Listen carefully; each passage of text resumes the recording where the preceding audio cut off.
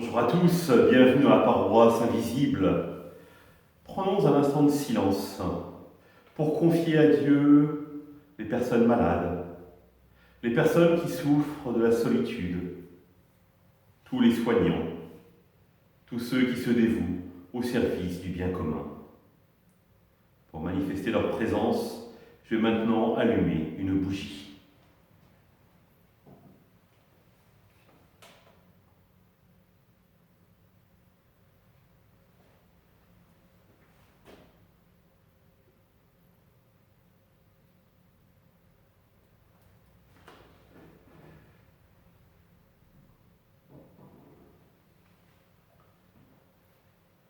Dans l'évangile de Jean, en ce temps-là, Jésus parcourait la Galilée.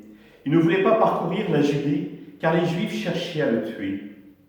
La fête juive des Tentes était proche. Lorsque ses frères furent montés à Jérusalem pour la fête, il y monta lui aussi, non pas ostensiblement, mais en secret. On était déjà au milieu de la semaine de la fête, quand Jésus monta au temple, et là il enseignait. Quelques habitants de Jérusalem disaient alors : « N'est-ce pas celui qu'on cherche à tuer ? Le voilà qui parle ouvertement, et personne ne lui dit rien. Nos chefs auraient-ils vraiment reconnu que c'est lui le Christ ? Mais lui, nous savons d'où il est. Or le Christ, quand il viendra, personne ne saura d'où il est. » Jésus, qui enseignait dans le temple, s'écria : « Vous me connaissez ? Et vous savez où je suis ? Je ne suis pas venu de moi-même, mais il est véridique celui qui m'a envoyé, lui que vous ne connaissez pas. Moi, je le connais parce que je viens d'auprès de lui, et c'est lui qui m'a envoyé. » On cherchait à l'arrêter, mais personne ne mit la main sur lui, parce que son heure n'était pas encore venue. Acclamons la parole de Dieu. Frères et sœurs, encore une fois, l'Évangile nous surprend et peut-être nous fait poser plein de questions. Quel est le sens ? Qu'est-ce que Jésus veut nous dire aujourd'hui à travers sa parole ? Je crois qu'il nous interpelle sur la question du courage. Finalement, on voit un Jésus qui au départ choisit de ne pas aller en Judée, là où les Juifs veulent le tuer. Pourquoi ? Tout simplement parce que la vie est précieuse. Et que respecter la vie, respecter sa propre vie, est quelque chose de fondamental. Et il faut un impératif fort pour que véritablement on puisse transgresser et mettre sa vie en jeu. Des fois, souvent, les gens confondent inconscience et courage. Des fois, être courageux, c'est accepter de rester confiné chez soi. Mais Jésus, finalement, ne s'arrête pas là. Il nous invite à réfléchir autrement. Pour des raisons impérieuses, il va accepter finalement de risquer sa vie. Alors que les Juifs continuent à le chercher, il monte au temple. Et là, il se met à enseigner. Et il se met à enseigner pour révéler quoi ? Pour révéler qui il est, l'envoyé du Père. Et cela change tout pour les gens.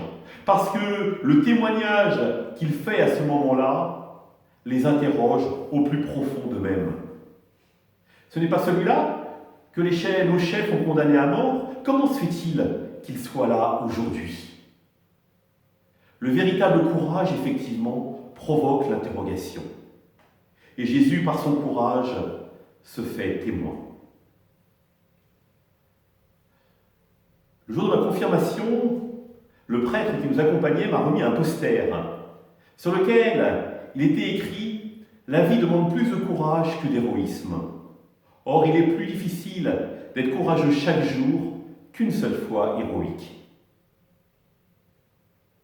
Cette parole, elle est restée gravée dans ma mémoire, dans mon cœur.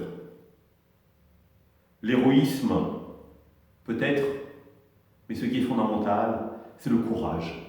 Prendre la vie avec courage, dans ce qui nous plaît, mais aussi dans ce qui nous plaît moins. Accepter finalement de se mettre véritablement au service des autres. Voici le courage véritable.